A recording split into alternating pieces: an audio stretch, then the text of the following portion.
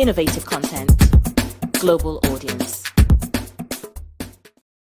As Africa's most populated country, largest economy, and most notable democracy, Nigeria is bewildered with so many issues, current national topical issues. We're talking about economy meltdown, fuel scarcity, naira fall, lack of unemployment, rising insecurity, infrastructural decays, all these amid deepening distrust in governments and institutions. The question is Nigeria still the giant of Africa? Or is Nigeria still the big brother? Well, I'll leave that question for my guest to answer. A very good afternoon to you from the world's capital city, London. My name is Princess Kessy, and we're reaching you live from our XRTV studio here in London.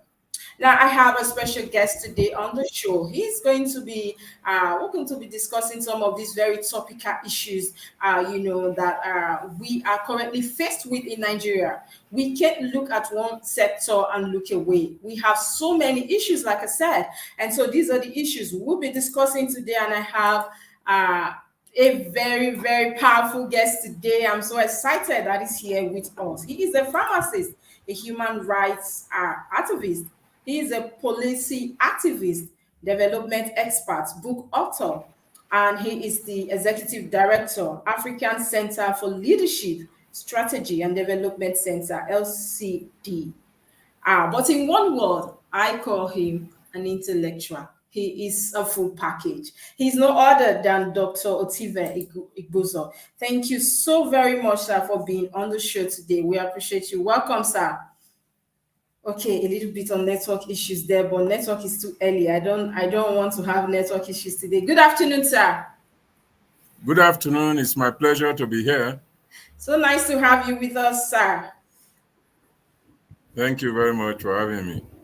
Yes, you're welcome. So quickly, sir, let's I want to start. We have a lot of issues, and I want to start by asking, what's your overall rating so far? We had the elections. It's been far gone since February, but at least we still have, the tribunal issues here and there, and the expectations are still high regardless. How would you rate all this? Talking about the electoral process, I'm talking about the federal level now, and of course, the tribunal verdict so far. Are you happy with what is currently happening in the country? Well, what happened in the 2023 elections in Nigeria is quite unfortunate.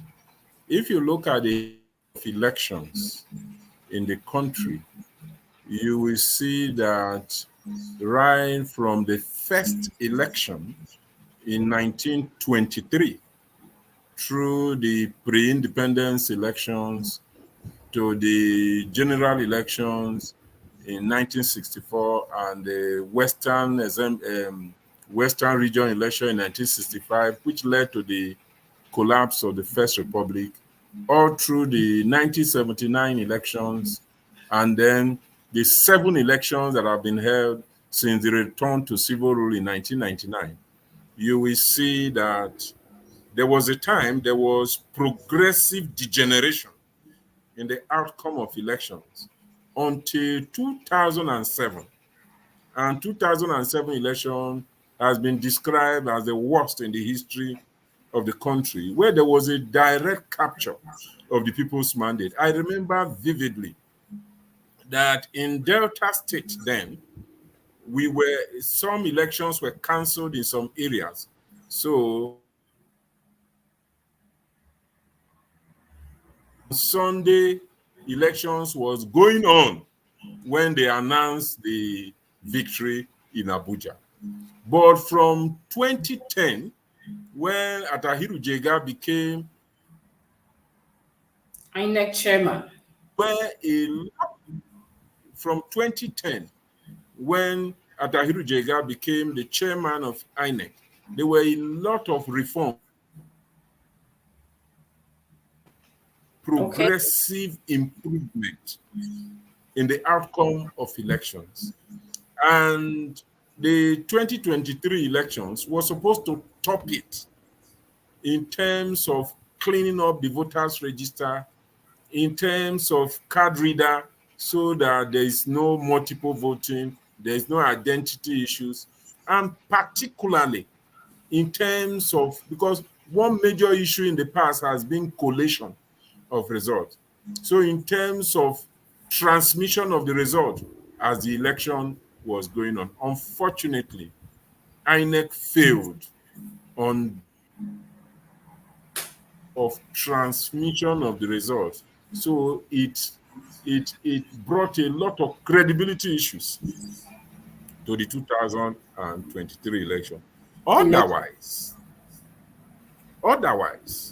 if you look at the conduct of the elections and the gains that were made by opposition parties, the fact that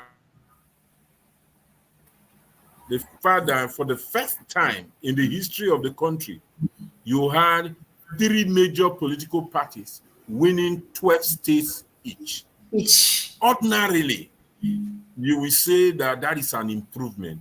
But because of the misfortune, because of the inability of INEC to upload the results as it was happening, it brought a lot of credibility issues to the election. Now, from all what you said, sir, we know. Okay, go ahead.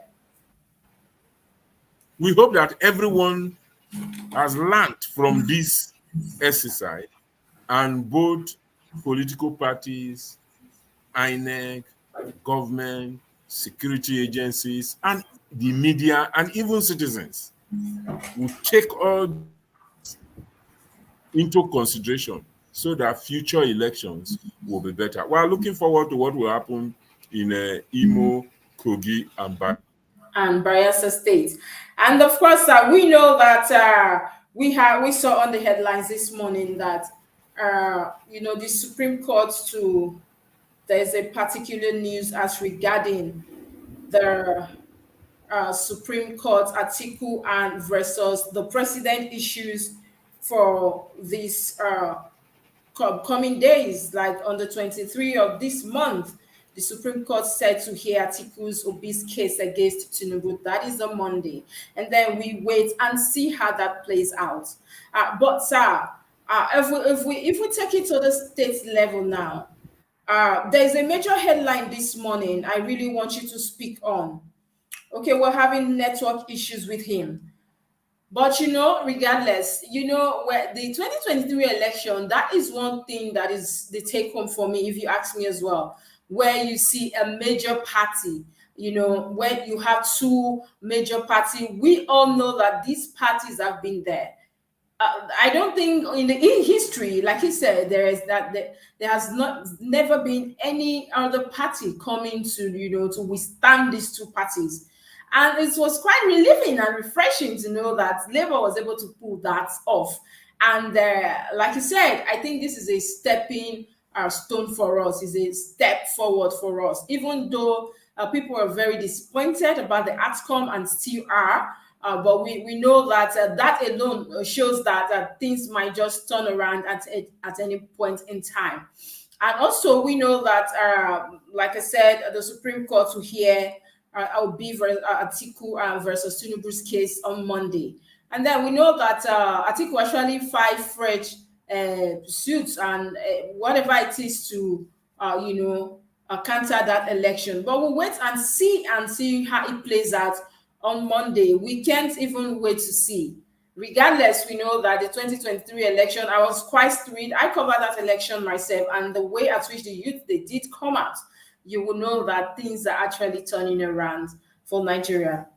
Now, my guest today is also, is an author, is quite a full package, like I said. But some other issues we'll be looking at today. We'll be looking at the insecurity in Nigeria. We'll be looking at generally other things. Look at the Naira today as of against dollar today. It's quite, I don't know what to say. Look at pound. Don't even go to pounds. That one is even more disheartening. But what can we do today?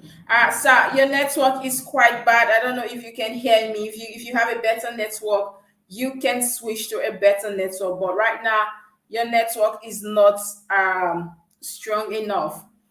And don't forget also this morning that we saw on the news. My guest today, I call him intellectual. This is somebody that is quite very intelligent, and that is why today I will be discussing, we have, like our university, the certificates of on the on the funded and of course on the staffed. Should we, the student, be paying so much? Like we come overseas to pay so much? I feel like institutions they should be able to generate resources, without solely relying on the government. Look within the institutions. We have the structures are already there, and then we have a lot of these people, students coming on board.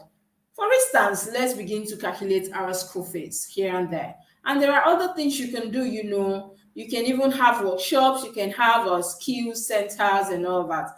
And I think that is a way of generating funds for our educational system as well. And then we talk about the queues, resurfacing of the queues. One thing about the queues we did discuss earlier on today was that it's not about the fact that you don't have money to buy the fuel, but you don't have money. You don't have you can't see the fuel to buy. These are some of the issues today. And my guest will be discussing all these issues today. This is somebody that I know is quite grounded when we talk about economy issue, when we talk about Nigeria as a state, as it were. This is somebody that will be able to give us, a highlight. Like he did explain that since for some time now, you see that our electoral process is not the same as it's were at this last one. That is because I think Nigerians are beginning to wake up. Regardless of the outcome and people are angry, Nigerians are beginning to wake up from their slumber. You can say, okay, I want change, and you don't do anything about the change. You have to sit up and, of course, be a part of the change you so desire. Welcome back, sir. Thank you. Thank you. Yes, I was just saying, sir, that we have on the headlines today that the Supreme Court to sit over Atiku Obi versus Tinubu's case on Monday. So we'll keep our fingers crossed to see how that plays out with the new, evidence they are coming on board with. Now, there is a major headline this morning, sir, I really want you to throw your weight on. On the Daily Times, there is a news here that says Oborewori Okowa in Cold War. Over commissionerships, sharply disagree over candidates for information and justice. And I know you are from that state.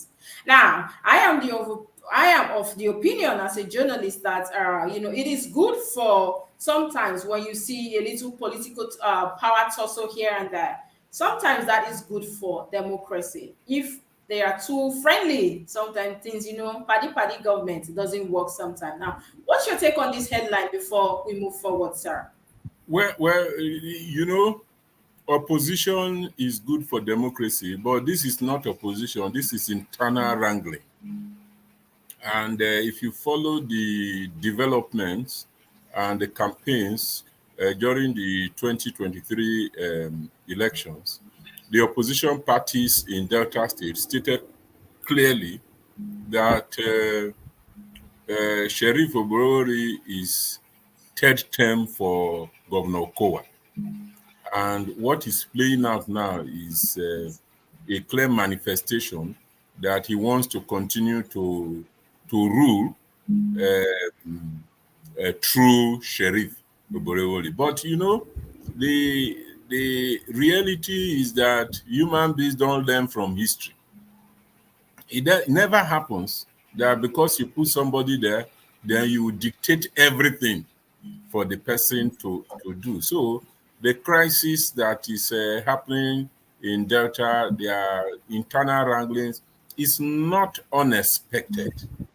But for majority of Deltans, my perspective is that they are looking forward to the appeal and Supreme Court because many of them think that there was the election should have gone a different way than what happened. So, but let's keep our fingers crossed and see what happens.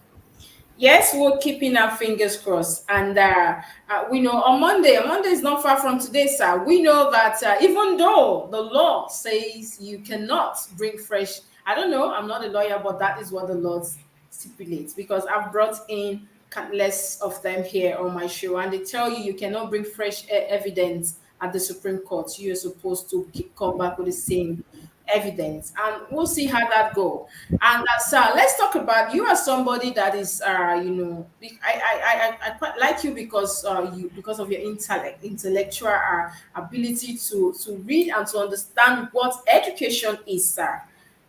Now, sir, what look at the education sector system in Nigeria. What would you want us to do about it? Because a lot of people, there's this, back and forth that, increment in fees that will help, and then ASU strike here and there. Students are not being, taught very well because of these pending issues with the government and, of course, the ASU members. What do you think we can do about that sector, sir? Okay.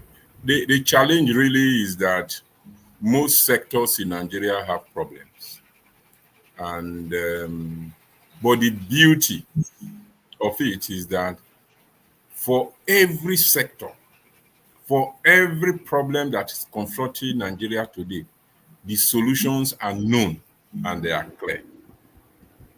40 years ago, across the world, we are not as knowledgeable as we are today about what needs to be done to bring development or to solve sectorial problems as they occur. For education in any part of the world, Nigeria inclusive, there are key issues that you look at. You look at the issues of access to education.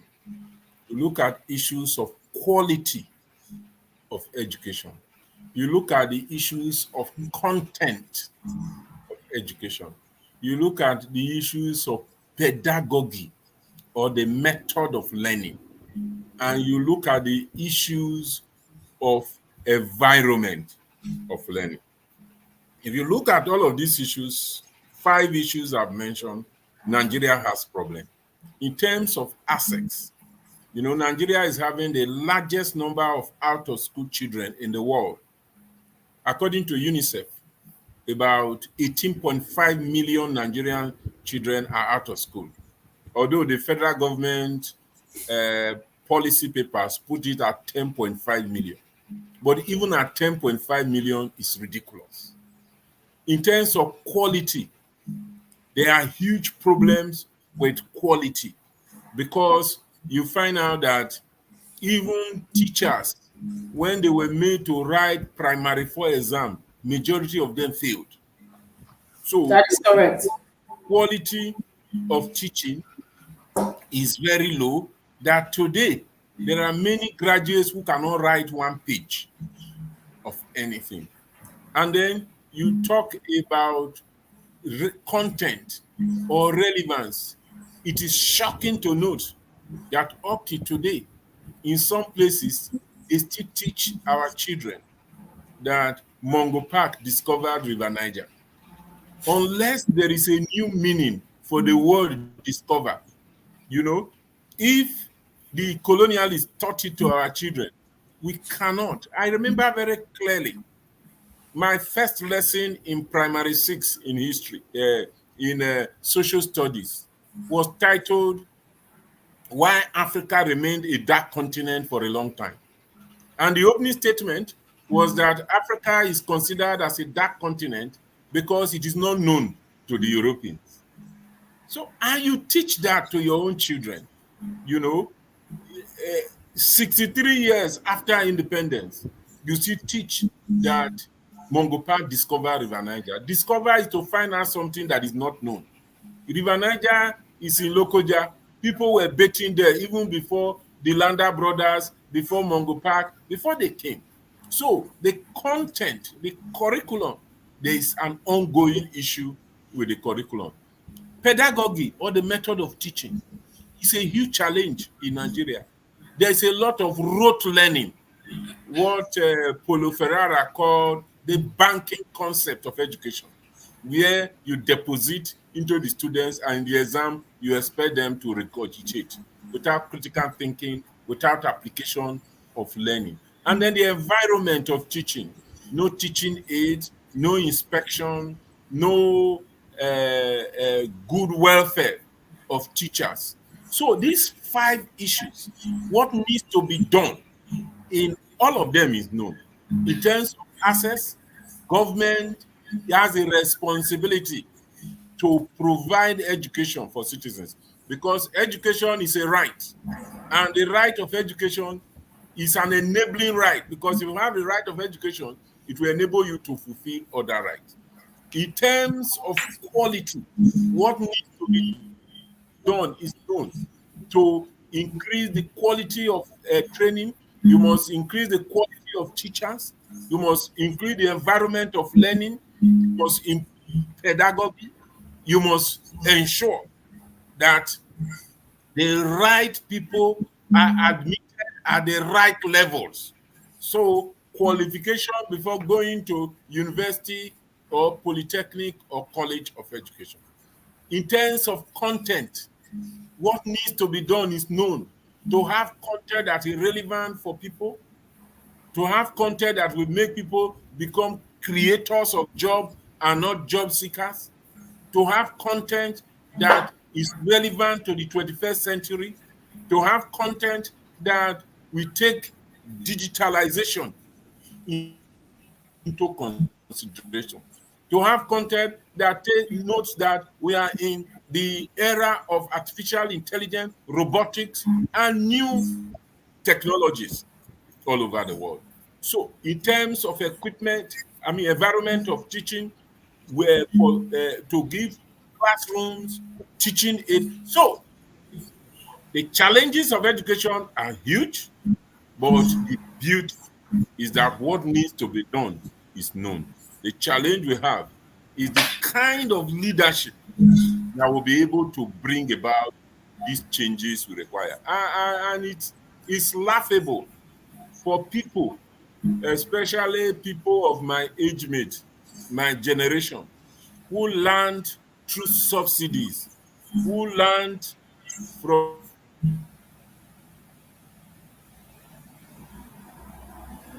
Okay, I think we have network issues there. from Right. scholarship to argue, who learned from scholarship to now begin to argue that it's only through fees. For many of them in position of authority today, if the fees they are advocating today were there in their time, they would not have gone to school. Gone far. So That is it's barbaric to say that it's only fees that can correct. change the educational. Now, talking about Mongo Park discovering River Niger, which a lot of people are still friends at you tomorrow, because this is our land. You can come and help us discover. You met us here, so you can discover our land in our face. Absolutely. Now, sir, Absolutely. let's talk about Nigerian B63. And a man that is a woman that is 63 years old would have maybe gone far in life and achieved a lot. How would you rate us? Do you think we have done well, or what would you say? I think it's missed. It's missed.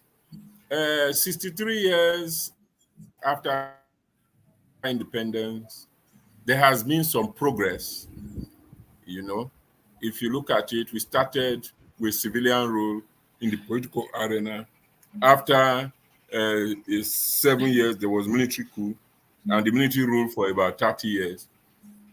But for the first time in history, we have organized successful consecutively. 24 years of broken civilian rule progress. And in the international community, Nigeria is recognized as a regional power. But when you come to the economic level, you will see that it appears we are retrogressed. Because in 1980, the percentage of people living in poverty was about 15%. But today, the percentage of people living in poverty is more than 40%. At one point, it went as high as 70%. So today, Nigeria hosts the largest number of poor people in the world. That is not a good record. And increasingly, you see that there is degeneration of values. You know, when we're growing up, I grew up in the village. You will see that there are some people in the village, people of integrity. They are not rich, but you will not do any meeting without them. But today, integrity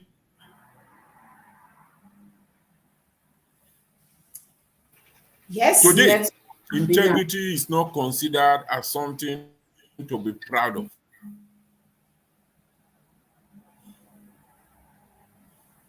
But sir, what could not be the problem, doctor? If in those days, like you said, Everything of independence is supposed to be yes, years of in your independence. Nigeria is go ahead, struggling. sir. It's quite disheartening because look at the dollar rates against naira, and of course, it's a totally It's unbelievable. it's It's unbelievable. unbelievable. As of this morning, we're already seeing it's so above 1,000 naira. So one would have thought that 1,000 naira will start to come down, but we see that it's still on the rise. And of course, we see that in Abuja and Lagos, freight queue there and there, and the depots are dry as well. Marketers are even saying this is the worst time for anyone to be in that business. Talking about the economy, sir, what do you think we're not doing right, or the reforms, are they in our favor, or is the first subsidy remover that is the issue? Because a lot of people too are of the opinion that it is better you do it now, you face it, so you enjoy it in the future. But as it seems though, it's as if it's getting worse by the day, and we can see that workers are complaining. Even I'm going to still throw that question later, but what can we do as regarding the economy? Do we need more experts? What should be done, sir? Look at the dollar rates and look at the way the streets are deserted, no fuel, no the fuel cost. And even as of today, the on the one of the major headlines says one way ticket might cost within Nigeria might cost as high as 130,000 naira moving forward. Well, like I said earlier, the dollar rate to naira today is unbelievable. I joined the university. I started university in 1981 at the University of Benin. At then, the dollar was less than the naira. And when Babangida started the structural adjustment program in 1986, and in a fair swoop, the naira jumped to 4 naira to the dollar, there was outrage. And at that time, if anybody had predicted that in our own lifetime, we will see the naira over 1,000 naira to the dollar, we will have taken the person to Uselu Psychiatric Hospital for examination. But that is the reality we face today. And that reality is a accumulation of many things that we did wrong. Many countries across the world run government based on tax. But in our own country, because of discovery of oil and what political scientists now call the political economy of oil and the resource cost, there was dependence on oil. Life became just living on rent rent-seeking behavior became the order of the day, such that today in Nigeria, the richest people are the people who are not the people who produce goods and services, but people who sell influence. So people who sell influence are the richest. And you cannot run an economy based on that. So our over-dependence on oil and rent-seeking behavior arising from the political economy of oil has brought us to where we are today. Because what that did was that it led to the net of every other sector. Take our Greek sector, for instance, neglected. Take the mining sector, for instance, neglected. And so, in order to go to solve the problem, and that's why you see today, Nigeria is one of the countries with the lowest tax payment in the world. Nigeria has many revenue generating agencies who remit nothing to the federal government. The maritime sector, for instance, can bring a lot of resources to the country. If government alone can just block the loopholes, it can generate a lot of resources to use for the development of the country. Government has been paying lip service to diversification. So, diversification is a key issue that government can bring about to revive the economy. And all of these things is not rocket science. What needs to be done is clear, but leadership and governance is key to turning this around and to making our economy become a productive one, so that people get money from production of goods and services and not selling of influence, getting money through inflation of contracts or unexecuted contracts. By the time you do that, then you will see that your currency will begin to become strong. Otherwise, we will continue in this movement in circles. It's really sad. As of today, it's 1,155 naira. And of course, we see that companies are now relocating to Ghana, retrenching as well. It's a sad time to be in Nigeria, but what can we do? We face it head on. And now, talking about the still on economy, now we see that the fuel subsidy removal is something that it's become, something that everybody in Nigeria is actually it's affecting everybody, and the workers are not left out. And as of today, the Nigerian Labour Congress is actually accusing the Minister for Labour, Lalong, of violation because, of course, they had a meeting before now in a move to stop the previous strike. And they are still saying that if nothing is done, they will still embark on the strike because government is not adhering to these MOUs. What do you think can be done to resolve the labor and government issues, workers' issues once and for all? From practical purposes, the removal of the oils of the fuel subsidy was inevitable. In fact, as at 2022 budget, it was clear that government cannot continue with paying the fuel subsidy because over 30% of entire government resources going to subsidizing one product was not sustainable. However, what brought us to that level was poor governance of the natural resource sector. It's unthinkable that we produce oil and we cannot refine oil that we use. That is the basis.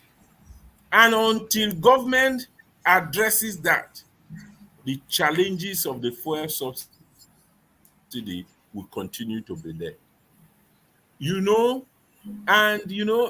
arguments of smuggling also does not hold water. Government has to build its capacity because government has roles to play. That's why all of us came together. The contract theory says that we voluntarily relinquish some of our rights and come to form government so that government will protect the right of citizens and welfare of citizens. Government cannot begin to behave as if it cannot do anything. So the fuel subsidy removal has caused a lot of problems. It has increased, it brought inflation, it has brought increased prices, it has brought a lot of suffering and misery. And it's unthinkable that you continue to pay 30,000 naira as a minimum wage. That's why government has made this award, which is commendable. But in the final analysis, there are certain basics. My recommendation is really that administration need to go back to the fundamentals. The fundamentals of ensuring that identity is known in Nigeria. Well, viewers, this it's inside Nigeria. We have so much happening in Nigeria right now. We can't help but discuss these topical issues, talking about economy, talking about education, talking about insecurity, a lot. So much going on there. We'll go on a quick break now. When we return, Dr. Hold That Thought will come back after the break. Hooray! The next President Show is here again. Are you aged between 18 and 30, smart, bold, and possess exceptional leadership skills? Do you have what it takes to be the next youth governor and future youth president? Then register free now at superiorradioandtelevision.com or call the number on the screen. The Next President reality TV show, moving politics out of the polite drawing room into the clamor of the streets.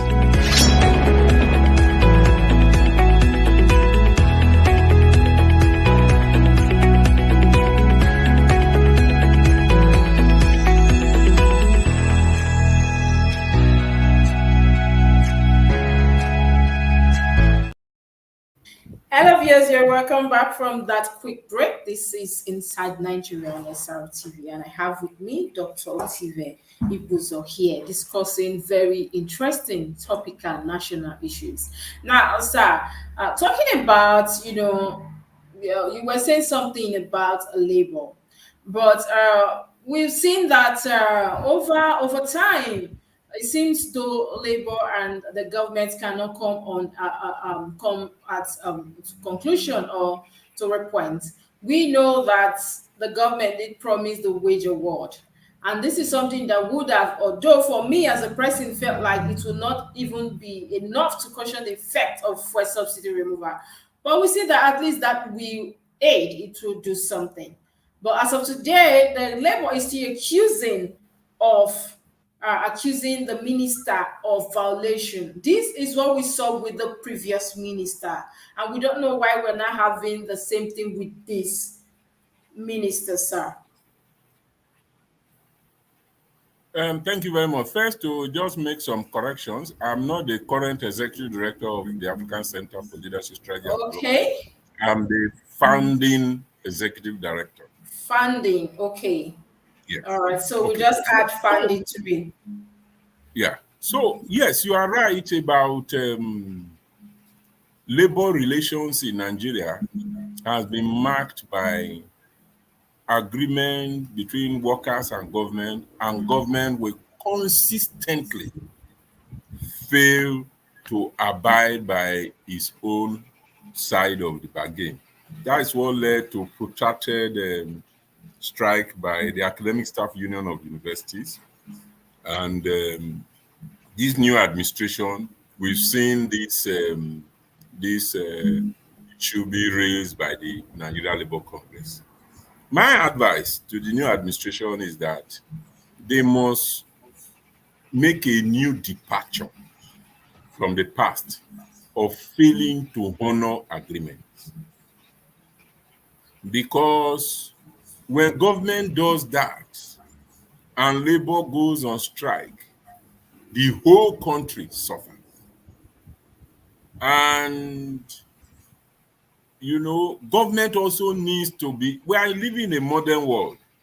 Government needs to be more agile in its response to the issues brought about by the removal of the petroleum subsidy.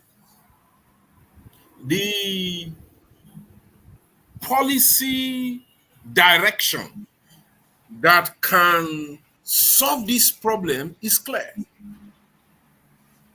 Number one, there is the need for government to provide social services in terms of transportation, in terms of education, in terms of health, and in terms of, when we talk about transportation, road, railway, air.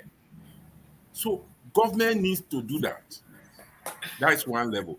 The second level is that government needs to provide for the most vulnerable in society.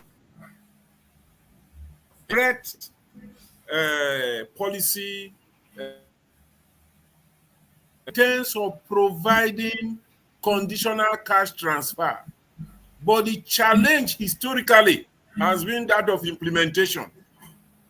And that challenge is tied to the fact that there are no correct data or statistics. Identity. So government has to, put a lot of emphasis on identity and linking identity to individuals, linking it to addresses, linking it to bank accounts, linking it to property, so that everyone residing in Nigeria will be known. Secondly, is to have a credible register of the poor, so that when the money is given out to the poor, it will be going to the right sources. And government has to be transparent in doing this. For government all over the world, trust in government is decreasing. And the only way government can increase trust of citizens is to do things transparently. So I think that, and then of course, there is a urgent need for a new minimum wage. So these are the issues that the federal government need to agree with the workers, and I think it will be a wrong step for them to start by breaching the few agreements that they have made in the last few months. When I came over, so I left Nigeria for the first time and I came to London. I was thrilled, not because I wasn't expecting these things, but because you just enter a bus and you just touch and you pass. And then you go to the shopping mall. You don't need to even slaughter your card. You just do like this and you shop. And then I went to the hospital. I was marveled.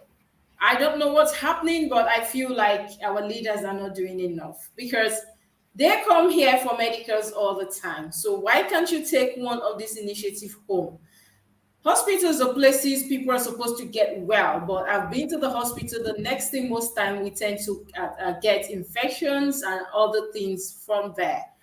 I don't know where we are supposed to go from there. But away from that, doctor, let's look at the insecurity level right now in Nigeria. Now, we'll look at insecurity. Abuja these days, the rate of one chance, nobody's asking anybody. And the other day, I had a guest that did blame that on there is no transportation system in Abuja for evil civil servants. Aerofire buses are no longer functioning, and a lot of issues here and there, sir. On these security issues and level, what do we do? Just on the news yesterday, so many numbers killed in Benue once again. And on a daily basis, we hear killings, kidnapping, even core members, people that are supposed to be serving their country. They go some places, they are kidnapped, the government do not respond, and their parents do not have the money or the resources to pay for ransom? What are we supposed to do as regarding insecurity in Nigeria? Last week I was in London. I spent 1 week in London and for a program. And when I came back, I wrote a brief article titled 1 Week in the United Kingdom: Order, System, and Sanction. Lessons for Nigeria. And my main argument was that everything happens there. There is order, there is system, and there is sanction.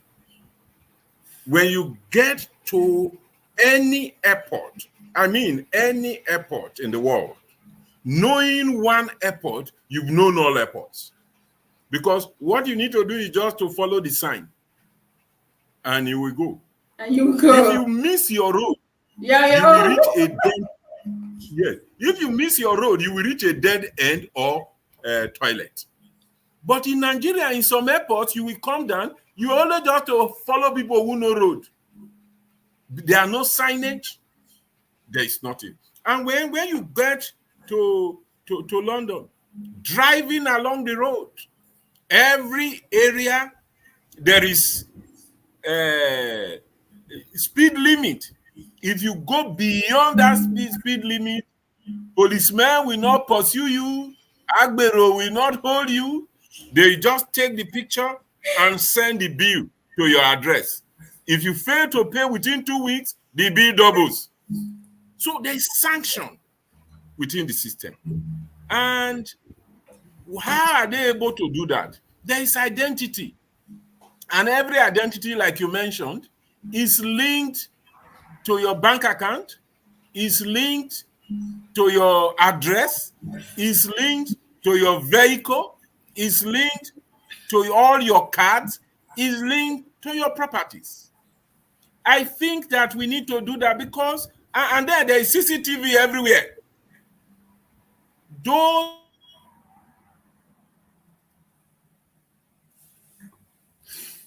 Wow, interesting. That was the point I made earlier. That in every area where there is problem, what needs to be done is known.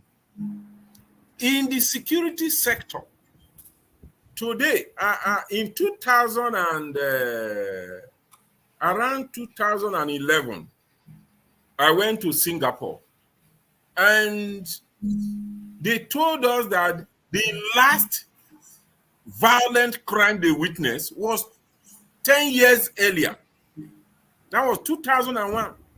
And a week I spent in Singapore, you don't see policemen on the streets. So today, security is not holding gun and running around the streets. Security is by intelligence gathering. Yes, the security is by intelligence gathering. You use technology, CCTV, to enhance security. You use citizens to be part of neighborhood watch, community policing, and then you equip the force that you have to do their work, and then they are paid good remuneration. Once you do all of this, security will increase, security will improve. So what needs to be done to improve the security situation in Nigeria is known.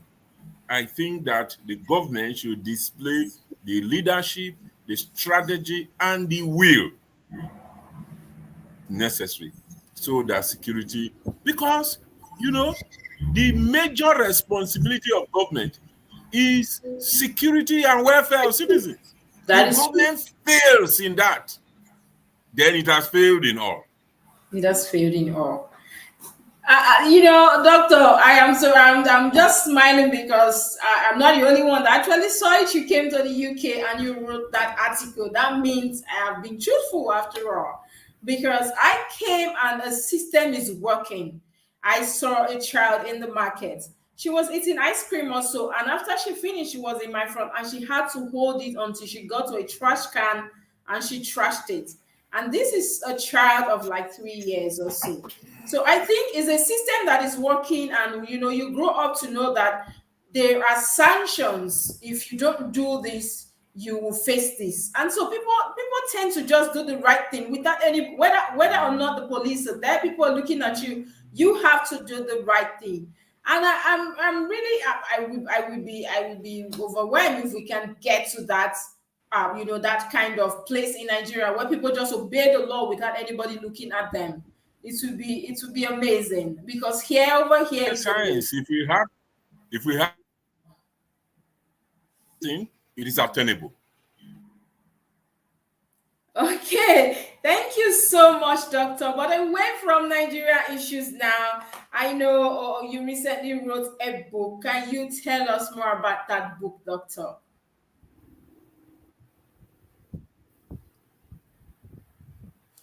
You launched a book recently, Doctor. Can we know more about the book?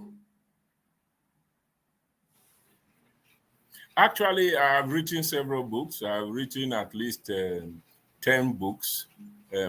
But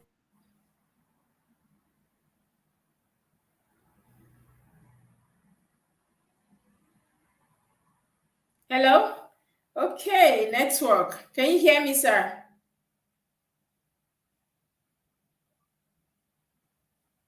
Okay, we have network issues there, but Doctor will still have to tell us about his book. I know he recently launched a book as well, and that is something I wanted us to yeah, know. thank you. Yes, Yeah. sir. Go ahead, Yes. sir. Actually, like I was saying, I've written a lot of books. I've written at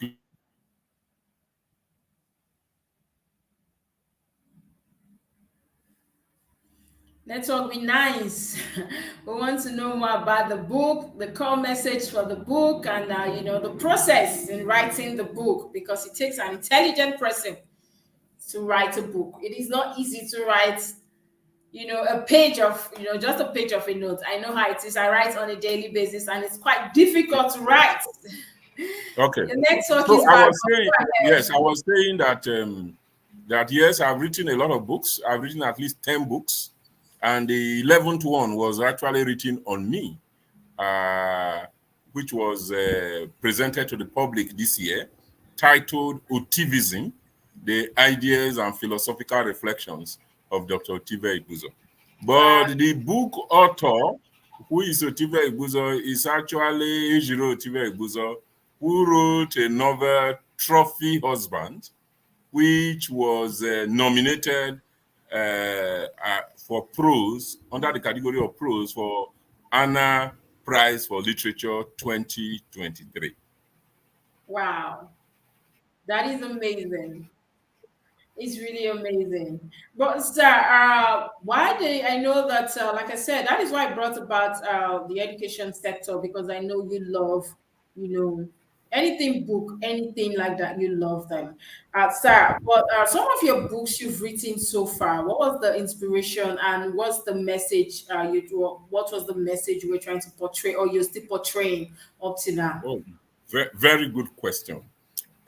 Actually, my first book was published in 2005, and it was as a result of colleagues and friends who came to me and said, look, when we are invited to present papers, you make very profound recommendations that can help to accelerate the development of Nigeria. That it will be good for you to put it in book form. So that led to the first book, which was Perspectives on Democracy and Development in Nigeria. That was volume 1. And then volume 2 was Challenges of Development in Nigeria. And volume 3 was Overcoming the Challenges of Transformation in Nigeria. Volume 4 is Security and Policing in Nigeria. And then there are other volumes like Leadership, Development, and Change. The most recent one is Contemporary Issues on the Development of Nigeria. And of course, I also have 3 books on Christianity: Triumphant Christian Living, Call to Serve God and Humanity, and Reigning as Kings and Priests. So my books, the secular books, are just about how to develop Nigeria. So I talk on themes of democracy, accountable and responsive governance. I talk on themes of gender equality and women empowerment. I write on feminism. I talk on themes on constitutionalism and constitution making. I write on themes on how on budget and budgetary process, how the budget can be made to touch the life of citizens. So, what inspires me to write is how to change or transform society. I've always said that, look, I don't write in order to impress people. I don't write in order to show that I'm a scholar or intelligent. I don't write to make money. I write to change society.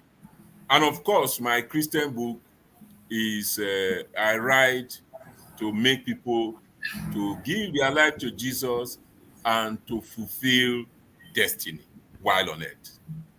Amazing, amazing. But it's quite sad that our generation, I don't think, we like reading.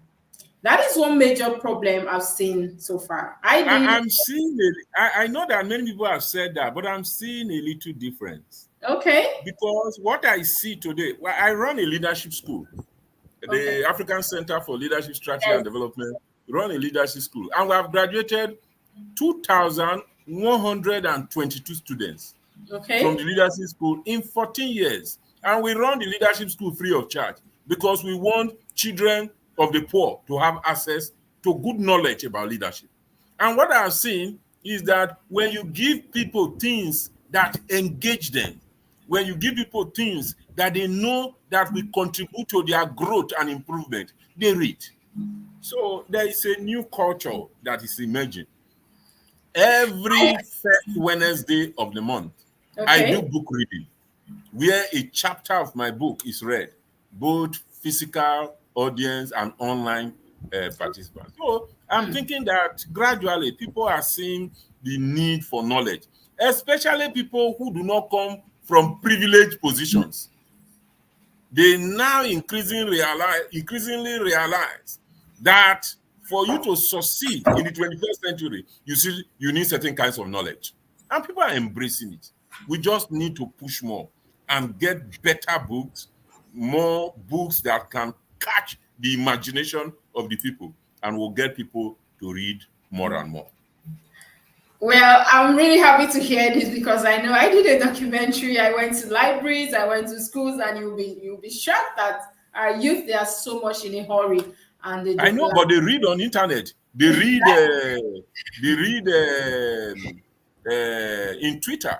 They read in Facebook.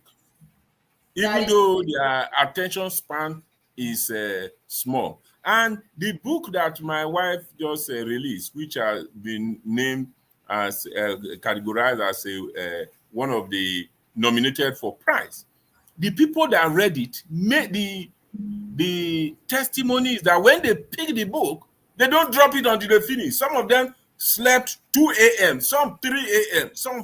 So that's why I think that increasingly people are reading, and I will advise that you should get a copy of that book, sure Trophy I Husband. will. The trophy husband. Sure, I will. I Mm. promise you, daughter, I will get a copy like ASAP.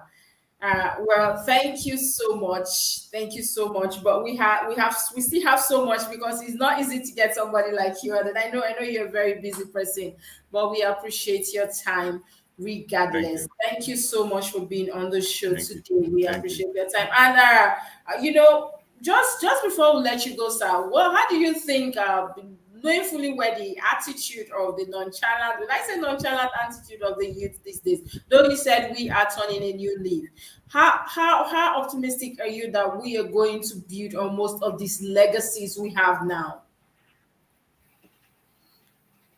I think that at times we want people, when we are talking about legacy, to do what we according to what we want, but it's not always like that. So, for instance, I've been an activist. The way we did activism in the 80s is different from the way the NSAS people did their activism.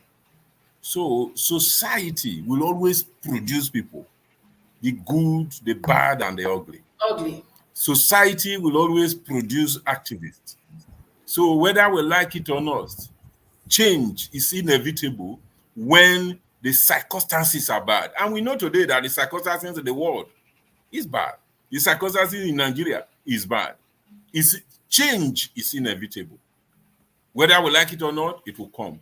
What we really want is to plan the change, is to manage the change so that the change is positive and will be beneficial, and the disruption that will come from the change will be less and not be too negative. But I don't have any fear about the future of the world and the future of Nigeria. Change will come. We just need to do our best, but others will take on the battle. I love that. Others will take over. That is it. That is life. And that is how it ought to be.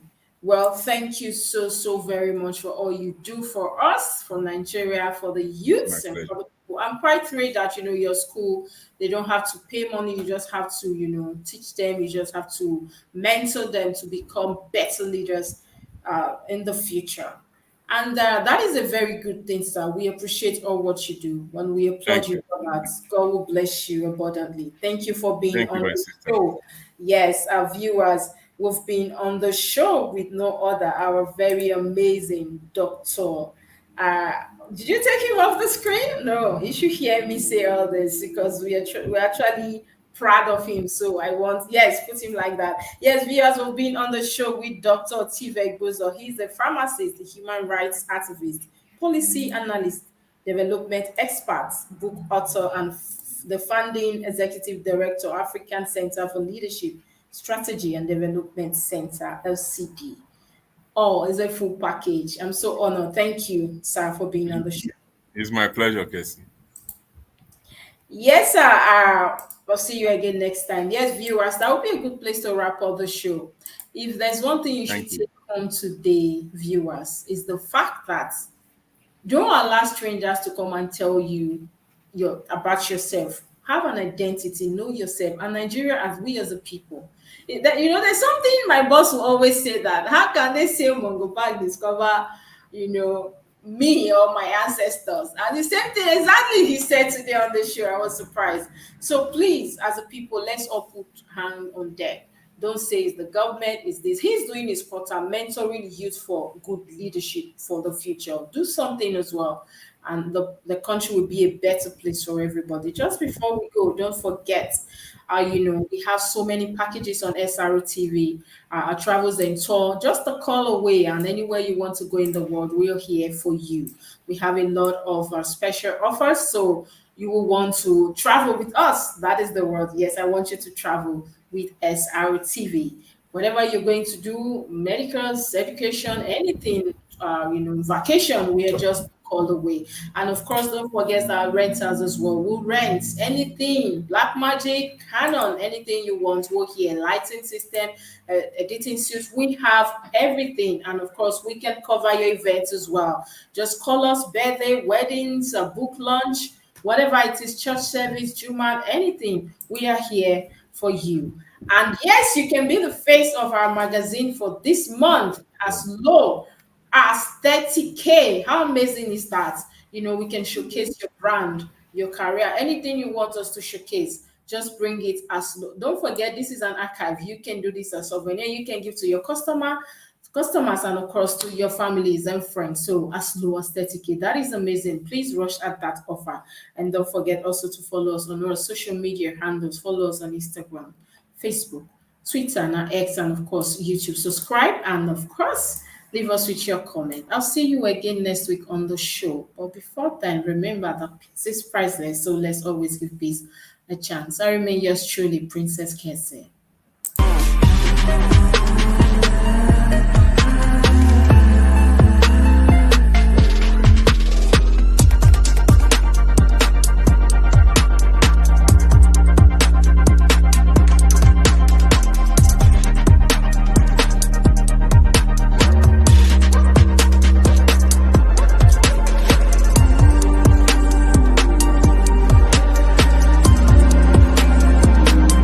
Nomination is ongoing. Contact us at info@superiorradioandtelevision.com or via +234 814 358 2856 or +447 459 513 619. Forward by SOO TV in partnership